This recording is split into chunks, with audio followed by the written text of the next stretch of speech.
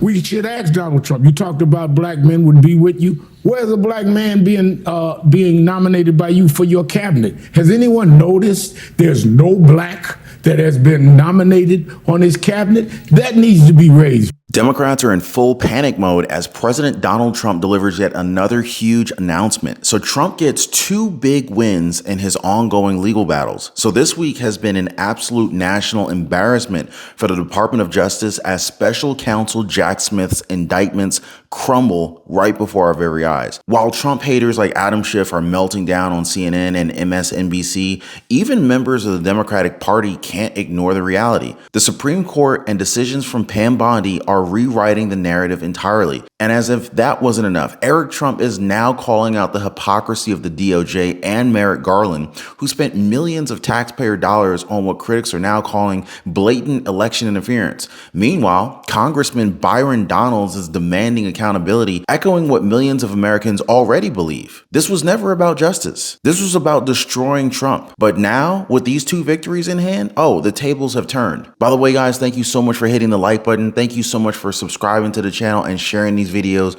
You guys help me out so much. And so now, with whispers of potential prison time for those who are involved in orchestrating these politically motivated cases, and with Attorney General Pam Bondi potentially leading the charge to investigate prosecutors, one thing is very clear, guys. The Trump haters and the Democratic Party, they're running out of options. So stay tuned as we break down this huge announcement and the fallout rocking CNN, MSNBC, and the entire political establishment and mainstream media as a whole. Not one, but two legal victories for President-elect Donald Trump.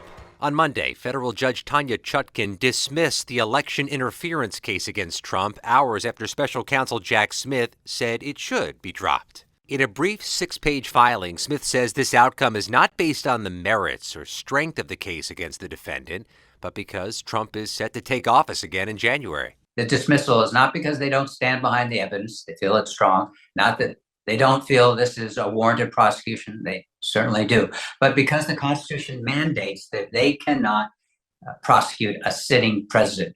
Special counsel Jack Smith has dropped both of his criminal prosecutions of Trump ahead of his return to the White House. Jack Smith had to do this. He's an employee of the Justice Department. And as soon as Donald Trump was elected president, Jack Smith went to the Office of Legal Counsel and said, hey, does our policy of not indicting and prosecuting a sitting president apply in this instance before he even takes office? And they came back and they said, yes, we think it does. Well, Alex, the bottom line is it's over. Both of these cases are over. I don't want to say I told you so, but for anybody who kept up with the president-elect's multiple cases, we knew this was coming. And I told you. Okay, I didn't want to say it, but I said it. Whatever. Not to mention the country elected him by a landslide. But because the charges against him were clearly meant to interfere with the 2024 presidential election, these cases were created, and they were created to try and destroy Donald Trump's reputation, to convince us that he's not worthy of being the president again, so that they could just label him as a felon. Sadly for them, more and more Americans they're taking the time to confirm fact over fiction. And to make the story even better, the president-elect himself was already telling us what was going to happen. So if anybody can say I told you so, well, it's him. We're going to win so much, you may even get tired of winning. And you'll say, please, please, it's too much winning. We can't take it anymore. Mr. President, it's too much. And I'll say, no, it isn't. We have to keep winning. We have to win more. We're going to win more. We're going to win so much. Now, for the record, he was wrong. I'm not tired of winning at all. Now, this was from years ago, and it still holds true to this day. Trump keeps winning, and it's not good for the people who treat him as an enemy. One of those people to speak of would be Jack Smith. In a 6-page filing, the special counsel announced that he was seeking a dismissal of the 2020 presidential subversion case against President Trump. That and the dismissal of the Florida documents case as well, which is a huge blow to the political persecution that the Democrats wanted Trump to be in. But the guy just keeps winning, which means that the lawfare case against him is now officially over. We can put a nail in that coffin. Now, I'm wondering if any outrage about money being wasted on this witch hunt will be discussed. Odds are that the Department of Justice won't even bat an eye when it comes to this kind of issue. And just for the record, Smith used up around $50 million within 2 years that they hounded Donald Trump. We do have to talk about this filing. So just to confirm, it does say it has long been the position of the Department of Justice, the DOJ, that the United States Constitution forbids the federal indictment and subsequent criminal prosecution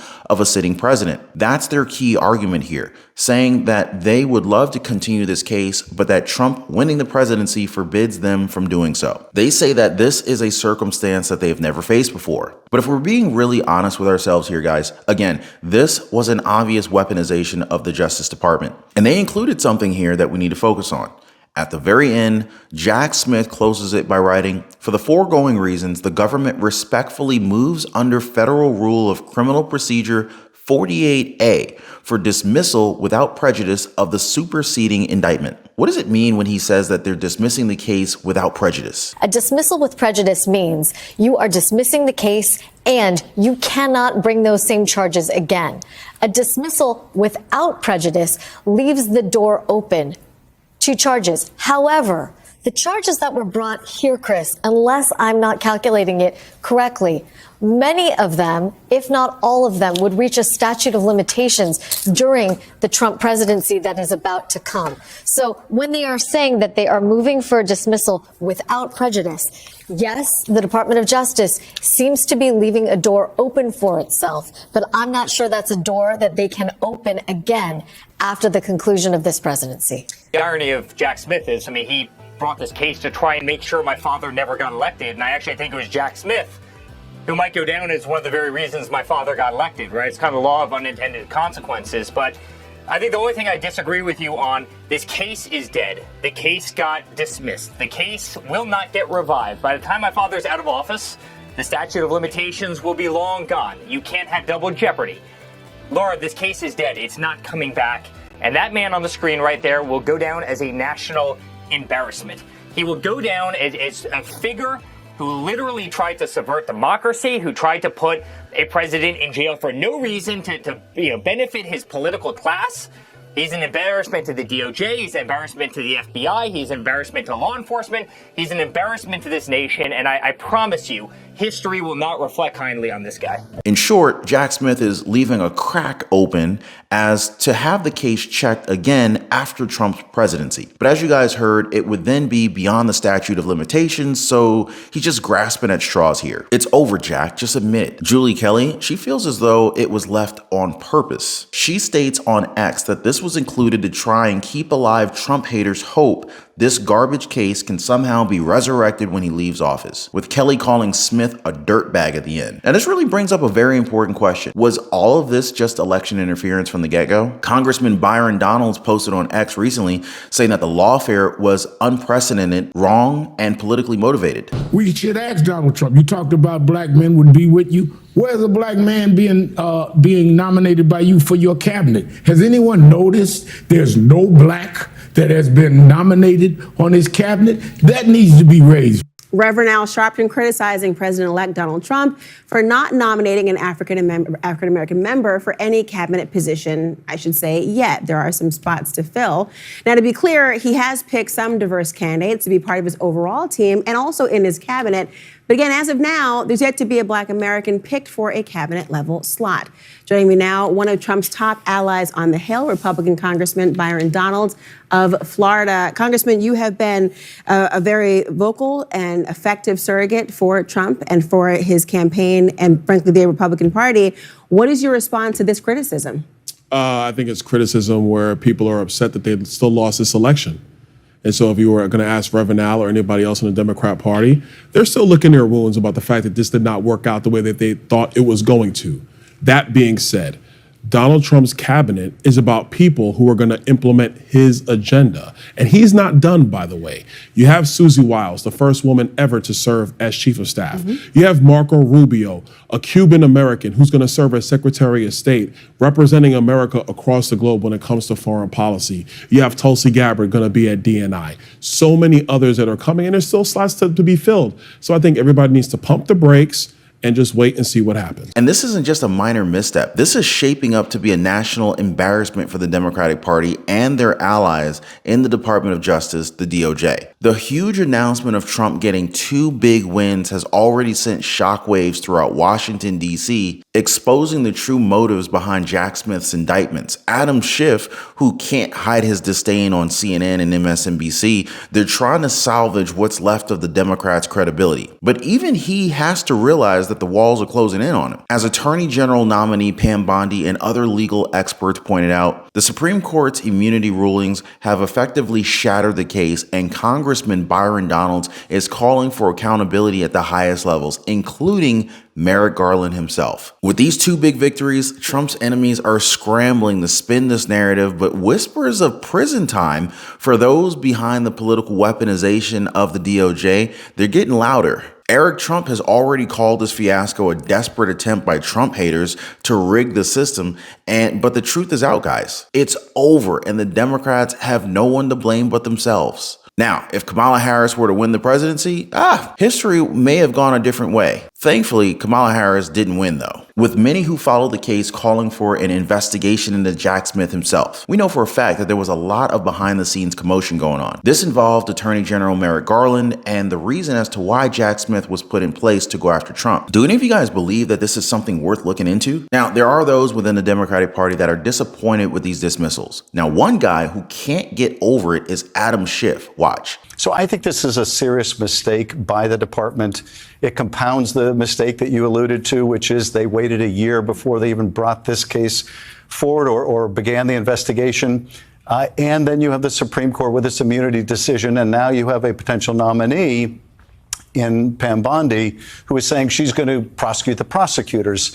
All of that goes against what Jack Smith said in his brief motion, which is that no one's above the law.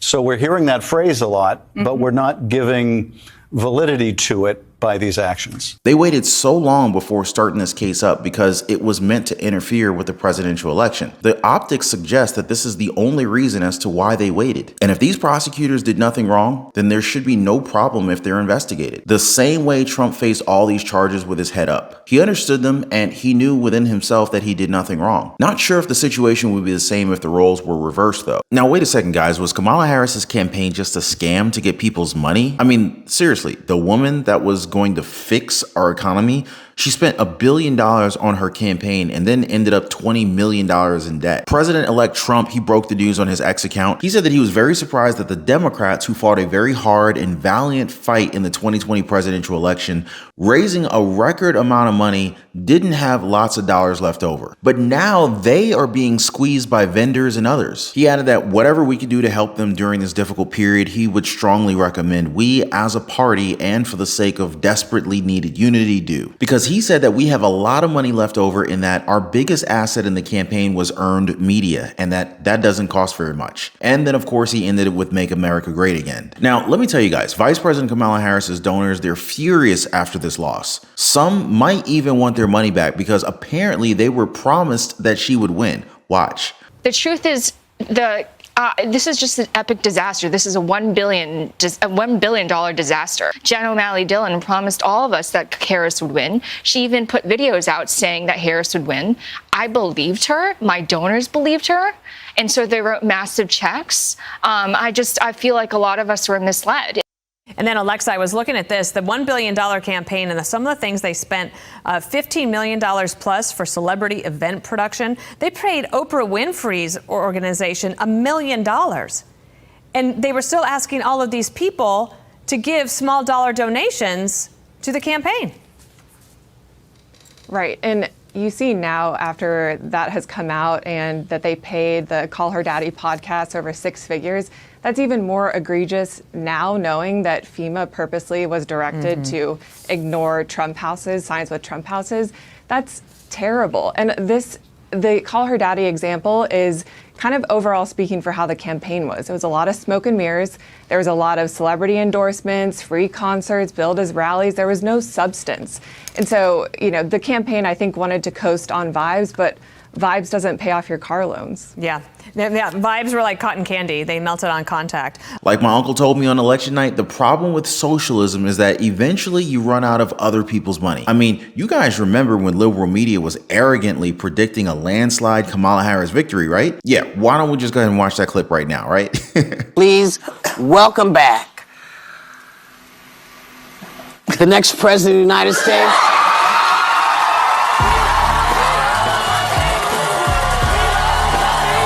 I think it's going to be a blowout, actually. I don't think it's going to be a close race. I think there are going to be those Republicans that just vote for Harris. It'll be tied on Election Day, as always it will. The polls will be tied, and then he'll lose. You call us trash? J.D. Vance, you just effed up in a way that I've never seen in my political life, and I worked for Sarah Palin. Then I would say take Harris over 270 electoral votes. Let these fools in these crypto markets do something. Let them drive the betting line into a favorable place and then take advantage of it. That's what I would do. I think she's going to win. So yeah, guys, what happened to those people? And so now they're mostly just been crying and belly aching over Kamala Harris's loss. Remember, she was the one that said that she would not do anything different. That says it all, right? Meanwhile, Trump is ready to drain the swamp and dismantle the so-called deep state after his election win. Watch. We will clean out all of the corrupt actors in our national security and intelligence apparatus. We will totally reform FISA courts, establish a Truth and Reconciliation Commission to declassify and publish all documents on deep state spying. I will ask Congress to establish an independent auditing system to continually monitor our intelligence agencies to ensure they are not spying on our citizens or running disinformation campaigns against the American people. The first time the government tried to charge Trump with a federal crime was the 2019 Russia investigation, but that didn't work. Under long-standing department policy, a president cannot be charged with a federal crime while he is in office. Charging the president with a crime was therefore not an option we could consider. Then there were 2 impeachment trials, and anti-Trump prosecutors announced a slew of charges against him after he left office. We are filing a lawsuit against Donald Trump for violating the law. Charging Donald J. Trump with felony violations of our national security laws, as well as participating in a conspiracy to obstruct justice. Charging Donald J. Trump with conspiring to defraud the United States, conspiring to disenfranchise voters, and conspiring and attempting to obstruct an official proceeding. The indictment brings felony charges against Donald John Trump. But now that Trump has been elected for the second time, Special Counsel Jack Smith is expected to wind down his prosecutions against the president-elect. And the judge in Trump's New York criminal trial is considering tossing out the felony conviction from earlier this year. So what does the deep state have in store for Trump this time around? Let's ask Gianno Caldwell what he thinks. I would call what they've pursued so far the spaghetti strategy. You throw everything you've got, impeachments, lawfare, none of it's worked. So I wonder what's left. What else are they going to do? Well, it's quite unfortunate for them. We know in the beginning, 2016, they spied on this campaign. It was legitimate. We know about the Russia hoax. We know about many other hoax that they tried to push up against them. Now, in that particular time frame, he had to run for a second term. So he was largely on defense with many of these issues. This time, he doesn't have to run for any office at all. So if you see some of the videos that are coming from Donald Trump talking about censorship and many of the things that he's going to do in his second term agenda, the deep state is scared. They got to be in fear because now it doesn't matter what you attempt to do, it won't work. The American people see it for what it's been, which is a sham across the many years, and they see him as the person who can actually make positive change for their lives. So Donald Trump is going to have, I think, a clean sweep once he gets Well, and it seems it's the first thing that they need to look at is Kamala Harris's campaign raising $1 billion, but now apparently they're somehow in the hole for a whopping $20 million. Seriously? Yeah, something's not adding up there. As the New York Times reported at the time, the fundraising haul was historic because of the short period of time, just 3 months that it flooded in. But more importantly, it really didn't go anywhere. Anywhere useful, that is, because regardless of Kamala's massive campaign war chest, President-elect Donald J. Trump made history and became only the second former president to win a non-consecutive term. After surviving 2 assassination attempts on the campaign trail, Trump dominated Harris in battleground states to emerge as the president-elect. And he did so with far less cash. Tom Fitton, president of the conservative group Judicial Watch and a longtime Trump ally, he said it pretty well, saying that $1 billion paled in comparison to the increased prices Americans are seeing across the country. Voters weren't fooled. So now, at this point, a lot of critics from both sides are kind of scratching their heads and they're wondering, where did all that money really go? The Harris campaign and its affiliated committees dropped more than $654 million on advertising from July 22nd to Election Day,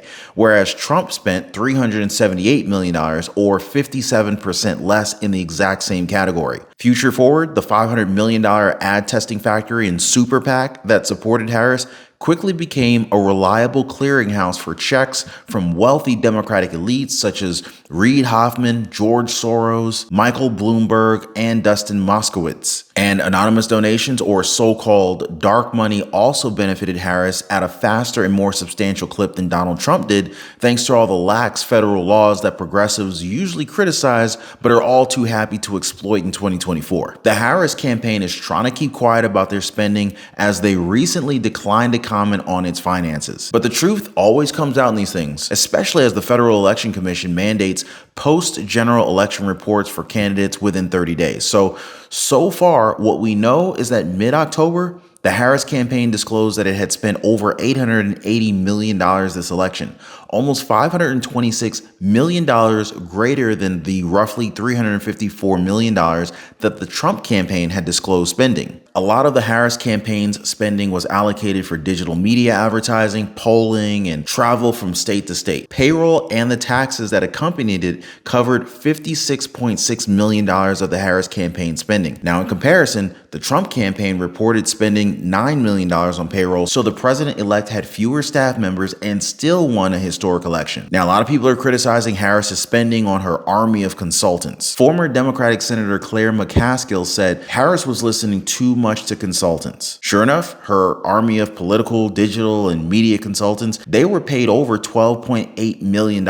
One vendor, Village Marketing Agency, received over $3.9 million and reportedly worked to recruit thousands of social media influencers to boost Harris online. A lot of other names were consulted in her campaign, including the likes of Precision Strategies, a Democratic-aligned marketing agency, Ethos Organizing, founded by former Ohio Democratic Party Director Malik Hubbard, and the Biden-allied SKDK communications firm. Oh, but the real money sink in Harris's campaign was what they called event production. Translation, the star-studded lineup of celebrities and musicians from Lady Gaga to Katy Perry for an election eve rally. So the campaign spent more than $15 million for companies for such services. Can you imagine this, guys? $15 million for free parties and celebrity endorsers? Yeah. And they wonder why people call Democrats out of touch. And what good is a celebrity endorsement if you had to pay for it? And don't forget, guys, they paid a whopping $1 million for Oprah Winfrey's Harpo Productions on October 15th in West Hollywood, California, allegedly. It's no wonder the Queen of Media had no problems endorsing Kamala Harris. But really, guys, what really takes the cake here was Kamala Harris's campaign spending 6 figures on building a set for Kamala Harris's appearance on the popular Call Her Daddy podcast with Alex Cooper. Then, it turns out that the interview was just filmed in a hotel room in Washington, D.C. There's a whole lot more here, guys, but really what it boils down to is these words from the Republican political strategist Brad Todd. He said that money just can't buy you love or a good candidate. Drop a quick yes in the comments down below, guys. Hit the like button if you guys agree with what we're saying here in the video. And while you guys are at it, why don't you go ahead and subscribe to the channel, turn on notifications. It's totally free to do so. That way you don't miss out on any of our hard-hitting political news and analysis like this one. From Harris's loss, now let's go ahead and talk about Trump's win, because it wasn't just his win, right? As many like-minded Trump-supporting Americans would tell you, with the president-elect's win, regular working-class Americans declared independence from the elite. And this was no ordinary election, guys. You see, Trump overcame 4 clown court criminal indictments, 2 Democratic presidential candidates, and 1 bullet to the ear. But really, guys, Trump would tell you this presidential election and Trump's historic landslide victory wasn't about him. Heck, it wasn't even about Kamala Harris or Joe Biden. Instead, it was about the people. Americans rose up and pretty much declared independence from the centralized power of Washington, D.C. Now, like my uncle told me when Pennsylvania broke for Trump, the era of elite manipulation is now over. But just think about it, guys. These elites, they told us that crime was down, inflation wasn't a major issue, opioid deaths were declining, and immigration was under control. These were all lies, but we knew deep down inside that this wasn't true. The American people, they gave a massive FU to the establishment and then told them that we feel unsafe in the streets, are struggling to afford basic foods, and are mourning loved ones who have overdosed on fentanyl or have been harmed by.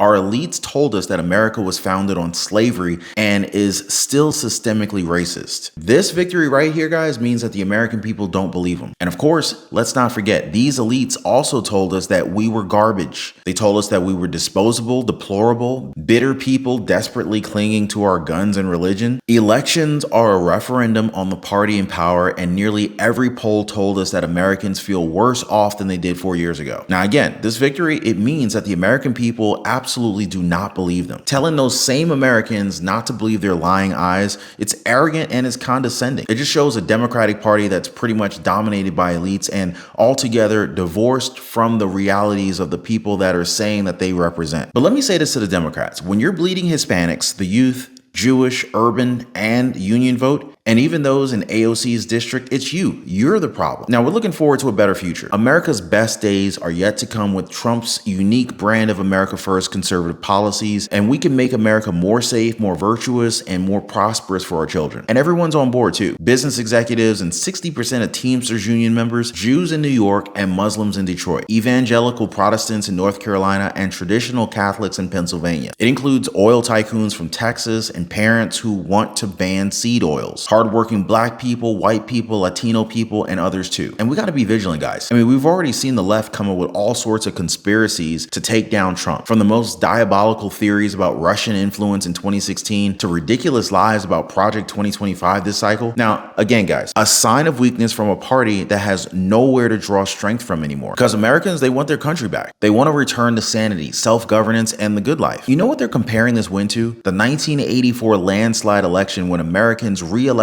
President Ronald Reagan to defeat communism. But now Americans have re-elected Trump to defeat the deep state. But what do you say, guys? Are you ready to kick the deep state's butt together with President-elect Trump? Drop a quick yes in the comments down below, guys. Let me know your thoughts on this one. Well, guys, the great wealth transfer is in full effect. Our freedoms are being stolen, guys.